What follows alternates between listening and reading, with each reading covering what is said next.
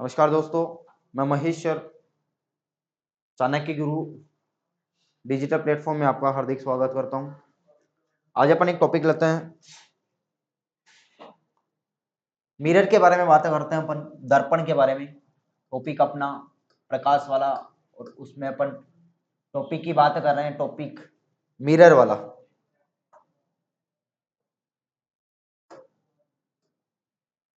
Topic है दर्पण, जिसको अपन कहते हैं मिरर। अपन बात करें मिरर का मतलब क्या होता है।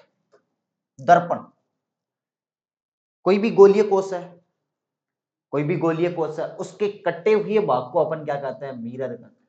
किसी गोलीय कोश के कटे हुए भाग को अपन क्या कहते हैं, दर्पण कहते हैं। या कोई भी गोलीय कोश है, उसके कटे हुए भाग पर परावर्तक पदार्थ की पॉलिश कर दी जाती है, तो वो अपने पास में किसकी भांति कार्य करता है, दर्पण की भांति। तो अपन लिख सकते हैं किसी गोलीय कोश के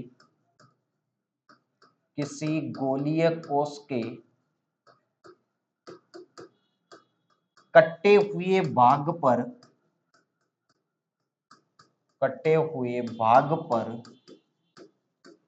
परावर्तक पदार्थ की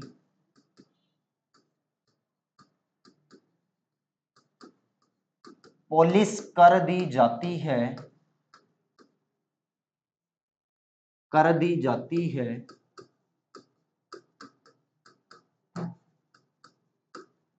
तो वह दर्पण की भांति कार्य करता है। तो वह किसकी भांति कार्य करता है, दर्पण की भांति। दर्पण प्रकाश के परावर्तन पर आधारित होता है, तो यह प्रकाश के परावर्तन पर आधारित होता है। प्रकाश का जो परावर्तन है उस पर आधारित होता है दर्पण। दर्पण के दो भाग होते हैं, दर्पण को दो भागों में विभाजित किया गया है। एक होता है अपने पास में समतल दर्पण, एक होता है समतल दर्पण, जिसको अपन बोलते हैं प्लेन मिरर।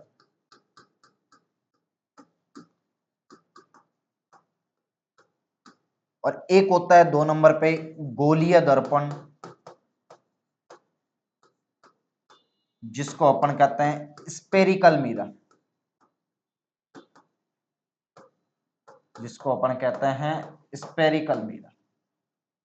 गोलीय दर्पण दो प्रकार का होता है। एक होता है अवतल दर्पण, जिसको अपन कहते हैं कनकेव मिरर, और एक होता है 2 नंबर पे होता है उत्तल दर्पण, जिसको अपन कहते हैं कन्वेक्स मिरर। तो अपन बात करते हैं दर्पण के बारे में। तो दर्पण का मतलब होता है किसी गोलीय कोश के कटे हुए भाग पर यदि परावर्तक पदार्थ की पॉलिश कर दी जाती है, तो उसको अपन क्या कहते हैं, दर्पण कहते हैं। दर्पण प्रकाश के परावर्तन पर आधारित होता है। दो प्रकार की होती है, एक होता है समतल दर्पण, एक होता है गोलीय दर्पण। गोलीय दर्पण को दो भागों में विभाजित किया गया, एक होती है अवतल दर्पण और एक होता है उत्तल दर्पण। यहां से हम सबसे पहले बात करते हैं समतल दर्पण के बारे में, कि समतल दर्पण क्या होती है, कैसे कैसे प्रॉपर्टीज रखती है, क्या क्या इसकी विशेषताएं होती हैं। तो सबसे पहले बात करते हैं समतल दर्पण। समतल दर्पण,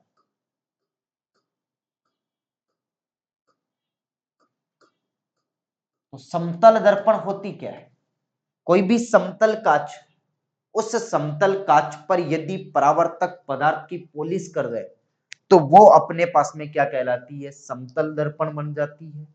कोई भी प्लेन कांच है, उस पर यदि अपन परावर्तक पदार्थ की पॉलिश कर दें, तो वो अपने पास में किसकी भांति कार्य करेगा, समतल दर्पण की भांति कार्य करता है। तो लिख सकते हैं यदि किसी समतल कांच पर परावर्तक पदार्थ की पदार्थ की पॉलिश कर दी जाती है तो वह समतल दर्पण की भांति कार्य करता है।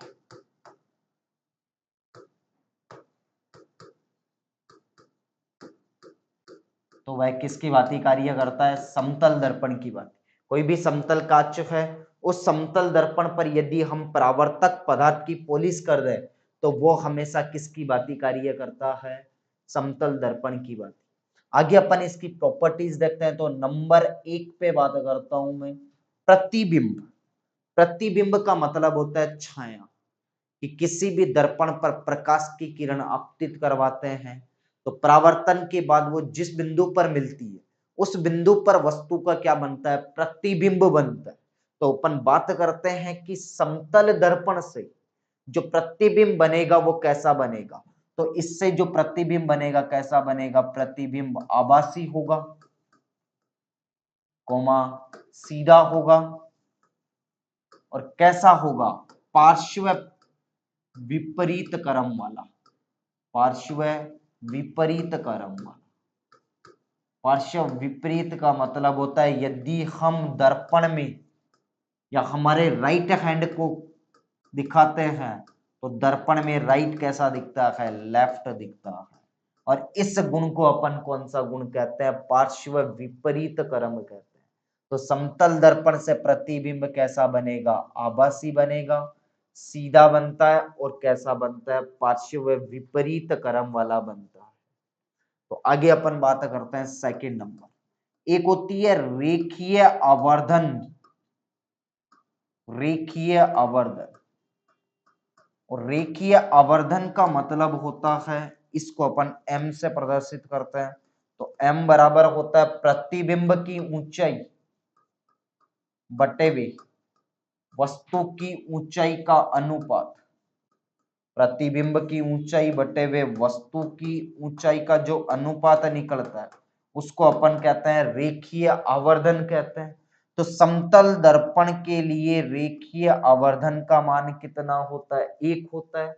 मतलब वस्तु की ऊंचाई और प्रतिबिंब की ऊंचाई का मान क्या होगा? बराबर होगा। तो थर्ड नंबर पे अपन लिख सकते हैं कि समतल दर्पण में व्यक्ति की ऊंचाई या वस्तु की ऊंचाई या समतल दर्पण से जो प्रतिबिंब बनता है वो वस्तु के क्या होता है? बराबर होता है।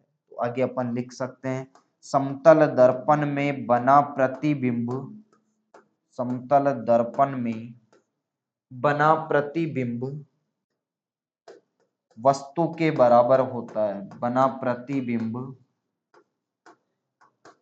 वस्तु के बराबर होता है। वस्तु के बराबर होता है। बराबर का मतलब तभी तो आवर्धन क्षमता का मान 1 होगा। अगर आवर्धन क्षमता का मान 1 नहीं होगा तो प्रतिबिंब की ऊंचाई और वस्तु की ऊंचाई का मान बराबर नहीं होगा। आगे अपन बात करते हैं नेक्स्ट प्रॉपर्टीज के बारे में कि एक कोई व्यक्ति, उसकी हाइट है अपने पास में, उस व्यक्ति की हाइट है 6 फीट।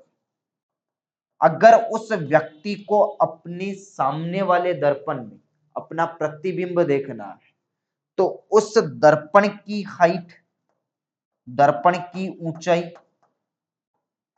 व्यक्ति की ऊंचाई की कितनी होनी चाहिए? आधी होनी चाहिए। व्यक्ति की ऊंचाई की कितनी होनी चाहिए? आधी।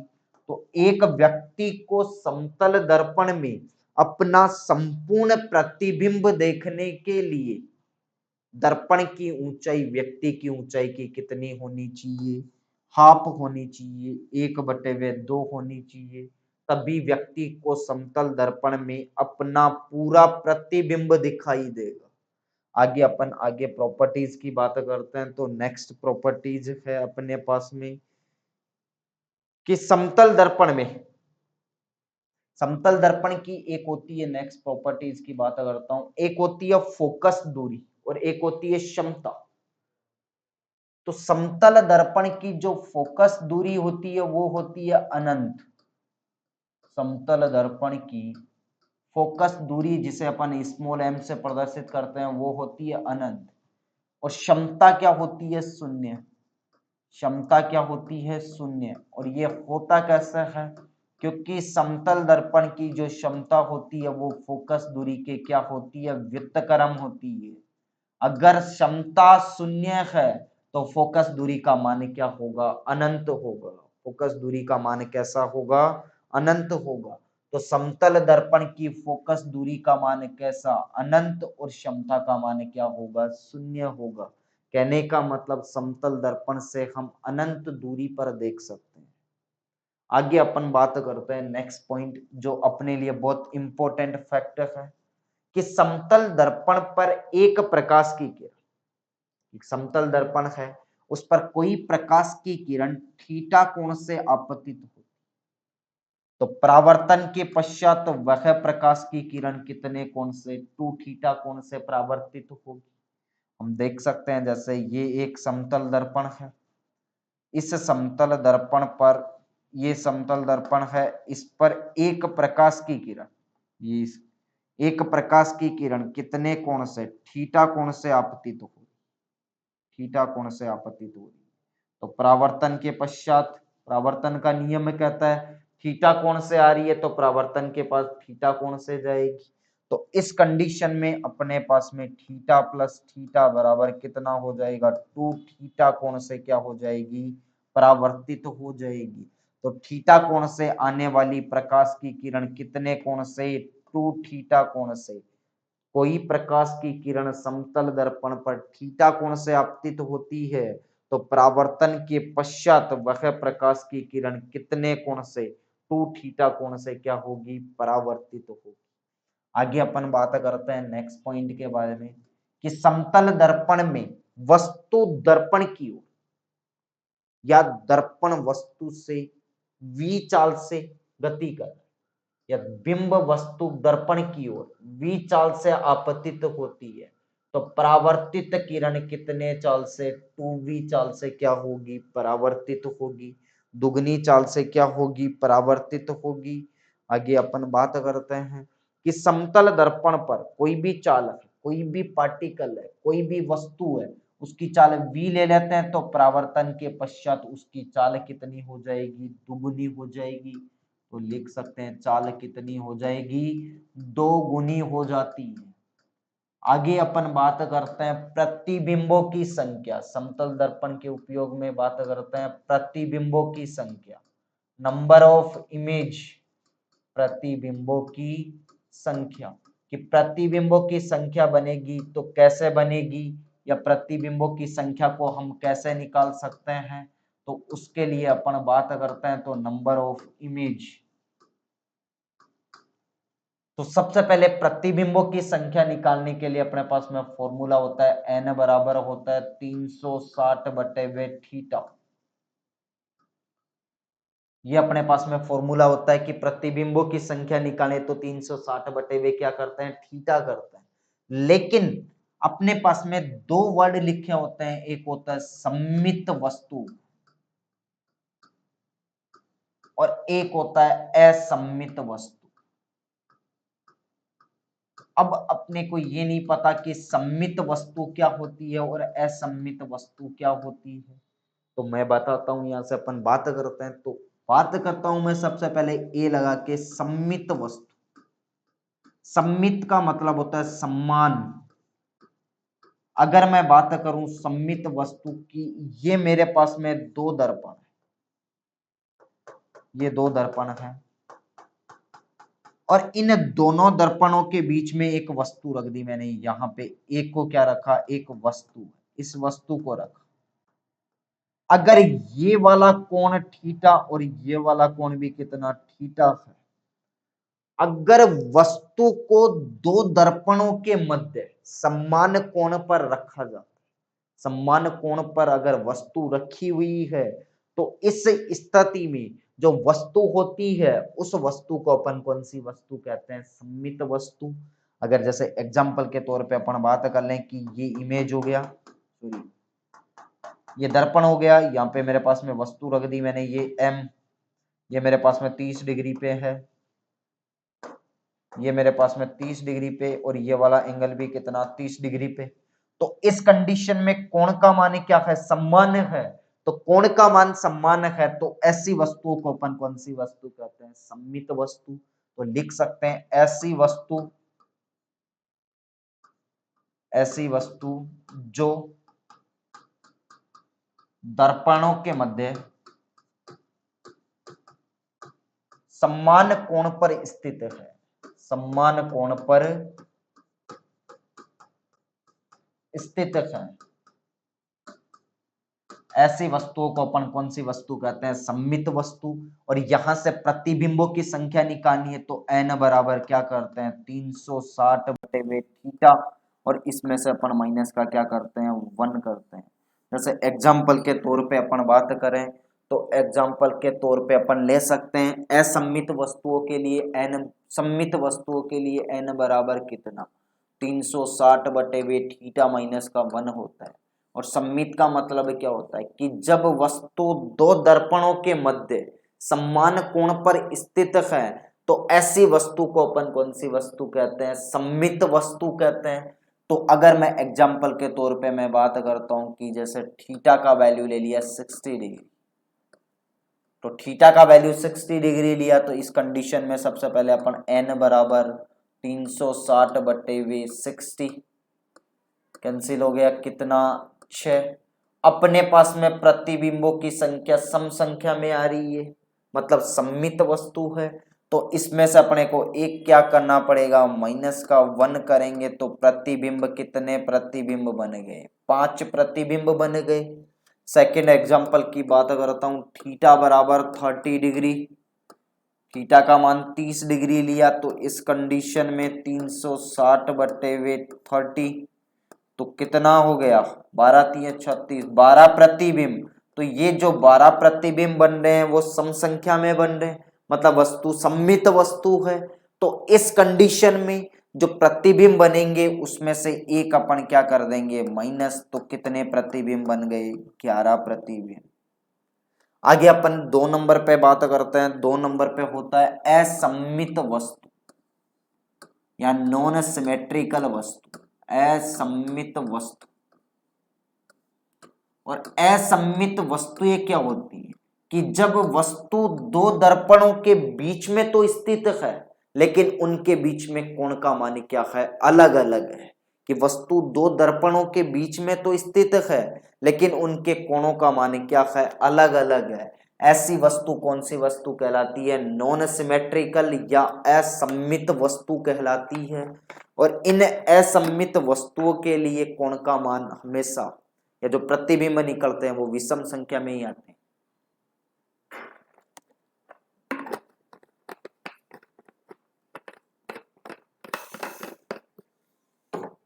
तो असम्मित वस्तुओं की बात करें तो लिख सकते हैं जब वस्तु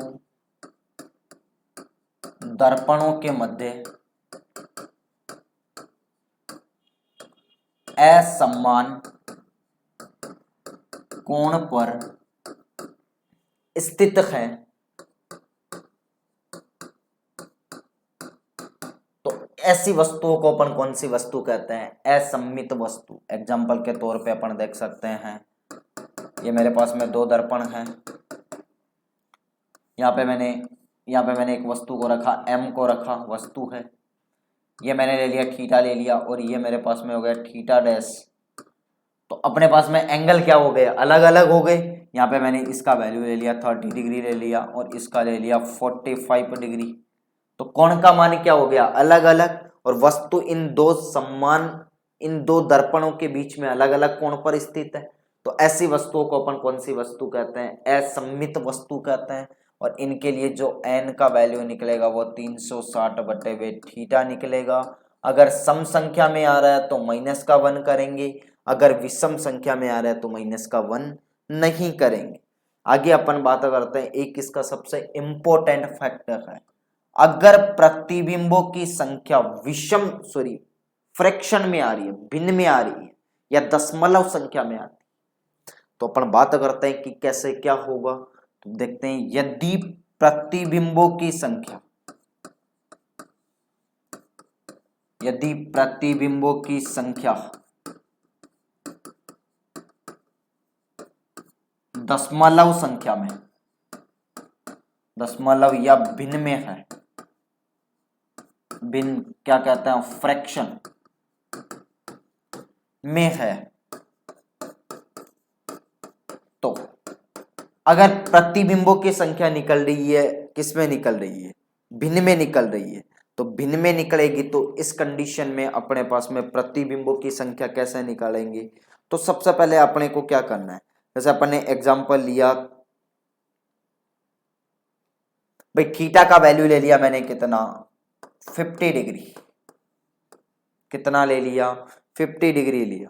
तो इस कंडीशन में अपने पास में जो प्रतिबिंब बनेंगे, तो प्रतिबिंबों की संख्या देखते हैं यहां से, तो n बराबर क्या हो गया, 360 बटे वे थीटा, और थीटा का मान कितना 50, तो 360 बटे वे 5, जीरो कैंसिल, 5 संते 35, 7 पॉइंट कितना हो गया ये 102, 7.2। अब यहां से अपने पास में कंफ्यूजिंग वाली स्थिति हो गई कि 7.2 प्रतिबिंब बन रहे हैं, 7.2 प्रतिबिंब बन रहे हैं। तो यहां से हम कह सकते हैं कि 7 प्रतिबिंब, 7 प्रतिबिंब बने हैं, वो तो कैसे बने, स्पष्ट प्रतिबिंब बने, लेकिन 0.2 प्रतिबिंब, ये जो प्रतिबिंब है ये बने तो हैं, लेकिन कैसे प्रतिबिंब बने, ब्लर इमेज बनी है, धुंधले प्रतिबिंब बने हैं। तो हम कह सकते हैं प्रतिबिंबों की संख्या कितनी, 7, और ये 7 कैसे प्रतिबिंब हैं, स्पष्ट प्रतिबिंब, कैसे प्रतिबिंब हैं, स्पष्ट प्रतिबिंब हैं। लेकिन 0.2 वाली, ये 0.2 अपने पास में प्रतिबिंब तो बना है, लेकिन ये प्रतिबिंब कैसा प्रतिबिंब है, ब्लर इमेज बनी है, धुंधला प्रतिबिंब बना। कैसा प्रतिबिंब बना है, धुंधला प्रतिबिंब। सेकंड नंबर का एग्जांपल देखते हैं, थीटा का वैल्यू 70 डिग्री ले लिया, थीटा का वैल्यू कितना लिया, 70 डिग्री। तो इस कंडीशन में n बराबर क्या होगा, 360 बटे वे 70, तो डिवाइड करवा दिया, 7 पंजू 35, 5.14। तो यहां पे अपने पास में स्पष्ट प्रतिबिंब कितने बन गए, 5। तो स्पष्ट प्रतिबिंब तो कितने बन गए, 5 प्रतिबिंब बन गए, और 0.14 ये इमेज बनी तो है, लेकिन कैसी बनी है, ये अपने पास में क्या बनी है, धुंधला प्रतिबिंब बना। यदि यहाँ पे पॉइंट के बाद वाला अंक 5 से ज्यादा है, तो 5 से ज्यादा होने पर हम यहाँ पे सार्थक अंकों के आधार पे एक की क्या कर देंगे, वर्दी कर देंगे। अगर 5 से ज्यादा नहीं है, 5 से कम है, तो उस कंडीशन में जैसे यहाँ पे 7.4 होता, तो हमारे पास में जो स्पष्ट प्रतिबिंब बनते वो कितने बनते, 7। अगर यहाँ पे 7.8 होता या 7.6 होता, तो इस कंडीशन में हमारे पास में स्पष्ट प्रतिबिंब कितने, 8, और उनमें से भी हम एक क्या करते, माइनस का करते, तो अपने पास में स्पष्ट प्रतिबिंब कितने बन जाते हैं, 8 प्रतिबिंब या 7 प्रतिबिंब बन जाते। तो अगर पॉइंट के बाद वाला अंक 5 से ज्यादा आ रहा है, तो इस कंडीशन में तो अपन क्या करेंगे, 5 से ज्यादा है तो प्लस का 1 करेंगे, और अगर 5 से कम है तो उसमें अपन क्या करेंगे, वैसा का वैसा रहने देंगे, n के बराबर रहने देंगे। आगे अपन बात करते हैं समतल दर्पण के उपयोग, इसको अपन कहाँ काम में लेते हैं। तो यूजेज की बात करें तो सबसे पहला उपयोग की बात करूं तो मैं पहला उपयोग कहाँ काम में लेते हैं, तो समतल दर्पण को अपन सबसे पहला चेहरा देखने के लिए, भाई सुबह सुबह हम चेहरा देखते हैं हमारा, तो चेहरा देखने के लिए हम किसको काम में लेते हैं, समतल दर्पण को काम में लेते हैं। तो पहला उपयोग चेहरा देखने वाले दर्पण, चेहरा देखने वाले दर्पण में, समतल दर्पण को काम में लेते हैं। चेहरा देखने वाला दर्पण होता है उसमें अपन किसको काम में लेते हैं, समतल दर्पण को काम में लेते हैं। नेक्स्ट पनडुब्बी होती है, पनडुब्बी में परिदर्शी के रूप में, परिदर्शी बनाने के रूप में, परिदर्शी बनाने के रूप में, तो पनडुब्बी में परिदर्शी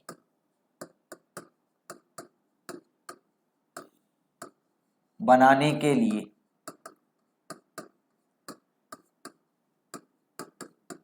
समतल दर्पण को काम में लेते हैं। आगे अपन बात करते हैं थर्ड नंबर पे, समतल दर्पण को कहाँ काम में लेते हैं। तो थर्ड नंबर का अपन समतल दर्पण को कहाँ काम में लेते हैं, प्रकाश किरण पुंज को मोड़ने के लिए, प्रकाश किरण पुंज को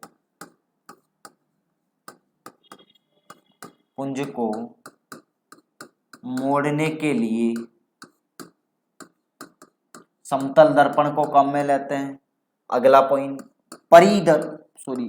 बहुसूक्ष्मदर्शी या बहुदर्शी बनाने के लिए, बहुदर्शी बनाने के लिए, तो बहुदर्शी बनाने के लिए किसको काम में लेते हैं, समतल दर्पण को।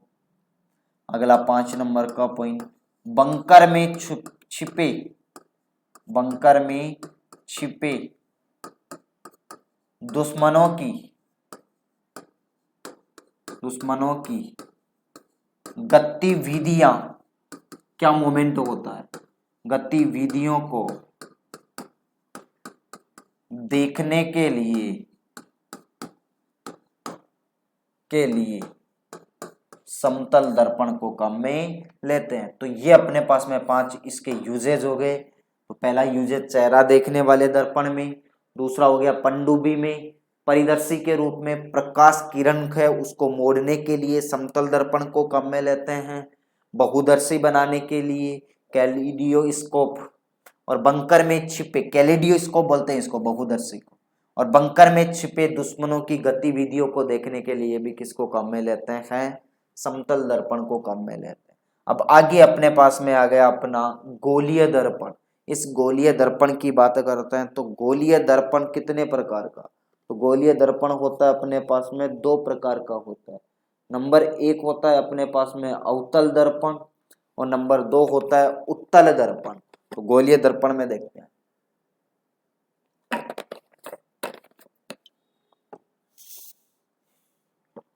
गोलीय दर्पण,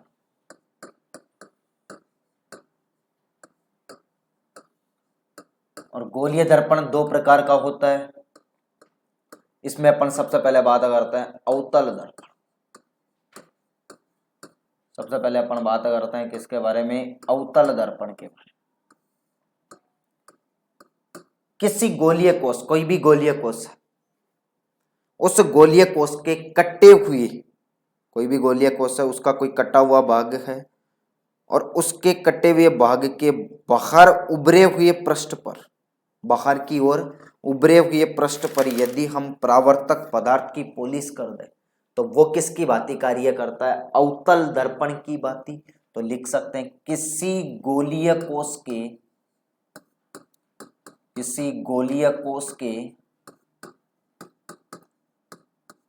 बाहर उभरे हुए पृष्ठ पर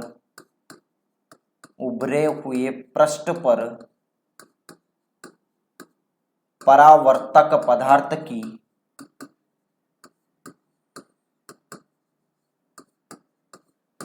पॉलिश करने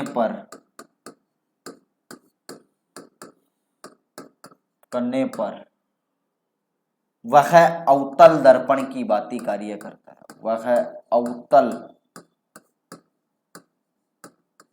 दर्पण की भांति कार्य करता है।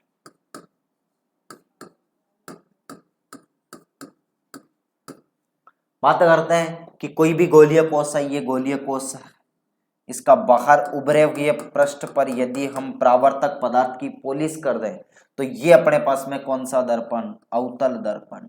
और इस अवतल दर्पण को कनकेव मिरर भी कहते हैं। इसको अपन कौन सा मिरर कहते हैं, कनकेव मिरर भी कहते हैं, ध्यान रखना ही। अब सेकंड नंबर पे अपन बात करते हैं कि इस अवतल दर्पण को हम अभिसारी दर्पण भी कहते हैं। कौन सा दर्पण कहते हैं, अभिसारी दर्पण। और अभिसारी दर्पण का मतलब क्या होता है, इसको अभिसारी, और अभिसारी का मतलब होता है प्रकाश की किरणों को एक बिंदु पर केंद्रित करना, प्रकाश की किरणों को एक बिंदु पर केंद्रित करना, प्रकाश की किरणों को जो एक बिंदु पर केंद्रित करता है उसको अपन कहते हैं अभिसारी दर्पण। तो ये मान लो कि प्रकाश की कोई किरण आ रही है अवतल दर्पण पर, तो परावर्तन होगा, परावर्तन के पश्चात यह इन प्रकाश की किरणों को क्या कर देता है, एक बिंदु पर केंद्रित कर देता है। इस बिंदु पर क्या कर रहा है, मिला रहा है, केंद्रित कर रहा है। इस कारण इस अवतल दर्पण को अपन कौन सा दर्पण कहते हैं, अभिसारी दर्पण भी कहते हैं। कौन सा दर्पण कहते हैं, अभिसारी दर्पण। और आगे अपन बात करें तो अवतल दर्पण से जो प्रतिबिंब बनता है, इससे जो प्रतिबिंब बनेगा वो प्रतिबिंब कैसा होता है, वास्तविक व उल्टा प्रतिबिंब बनता है। कैसा प्रतिबिंब बनता है, वास्तविक व उल्टा, उल्टा व वास्तविक प्रतिबिंब बनता है। तो इससे प्रतिबिंब बनेगा कैसा, वास्तविक व उल्टा, या फिर इसको याद रखने के लिए हम याद रख सकते हैं वाउ। अवतल दर्पण से प्रतिबिंब बनता है उसको अपन क्या कहते हैं, वाउ। तो वाउ का मतलब क्या होता है, वास्तविक एवं उल्टा प्रतिबिंब। आगे अपन बात करते हैं इसके यूजेज कहाँ काम में लेते हैं, कहाँ कहाँ पे इसको काम में लेते हैं। तो अवतल दर्पण को काम में लेने के लिए सबसे पहले अपन बात करें तो अवतल दर्पण को ENT, आंख नाक व गले के रोगी, आंख नाक व ENT के डॉक्टर, ENT नाक कान व गला के डॉक्टर, ये डॉक्टर किसको काम में लेते हैं, अवतल दर्पण को काम में लेते हैं। सेकंड नंबर पे अपन बात करें तो सेकंड नंबर पे अपने पास में भाई सर्च लाइट है, टॉर्च हो गया, भाई सर्च लाइट हो गया। सर्च लाइट में भी किसको काम में लेते हैं, सर्च लाइट में, क्योंकि ये एक बिंदु पर क्या करती है, केंद्रित करती है। आगे अपन बात करें थर्ड नंबर पे दूरदर्शी में भी किसको काम में लेते हैं, अवतल दर्पण को काम में लेते हैं। 4 नंबर नाई के पास में हजामत करवाते हैं, तो हजामत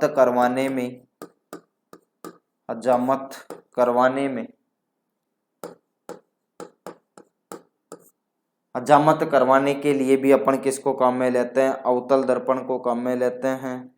आगे अपन बात करें दंत रोग विशेषज्ञ, डेंटल डॉक्टर होता है, दंत रोग विशेषज्ञ, दांतों के जो डॉक्टर होते हैं वो भी कौन से दर्पण को काम में लेते हैं, टॉर्च में अवतल दर्पण को काम में लेते हैं। आगे अपन बात टेबल लैंप में, भाई अपन जो पढ़ते हैं तो टेबल लैंप होता है, उस टेबल लैंप में भी अपन किसको काम में लेते हैं, अवतल दर्पण को काम में लेते हैं। तो 6 नंबर पे हो गया टेबल लैंप में अवतल दर्पण को काम में लेते हैं। आगे अपन बात करते हैं, आगे अपने पास में सेकंड नंबर पे आता है, ये था अपने पास में अवतल दर्पण। अब बात करते हैं अपन उत्तल दर्पण के बारे में। तो उत्तल दर्पण का मतलब, उत्तल दर्पण क्या करता है, सेकंड नंबर पे आता है अपने पास में उत्तल दर्पण।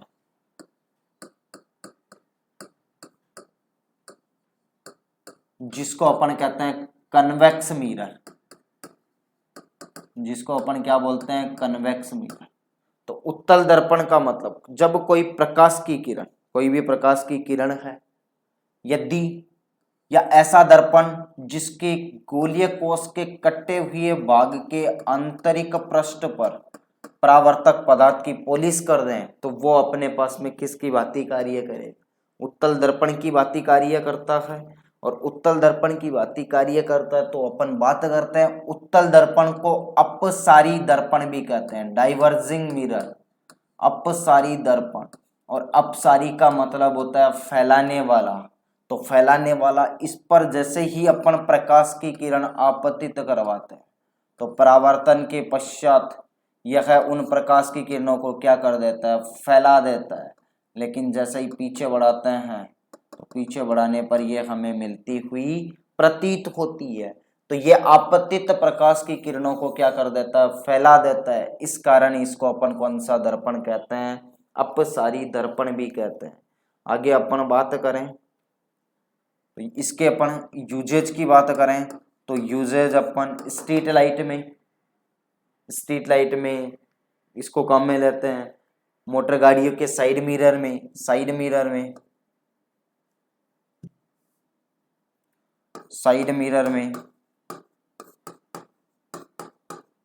पहला, और किस में काम में लेते हैं, साइड मिरर के अलावा हम काम में लेते हैं गाड़ियों की हेडलाइट में, गाड़ियों की जो हेडलाइट होती है उस हेडलाइट में अवतल दर्पण को काम में लेते हैं। तो कपड़ों के शोरूम में स्ट्रीट लाइट में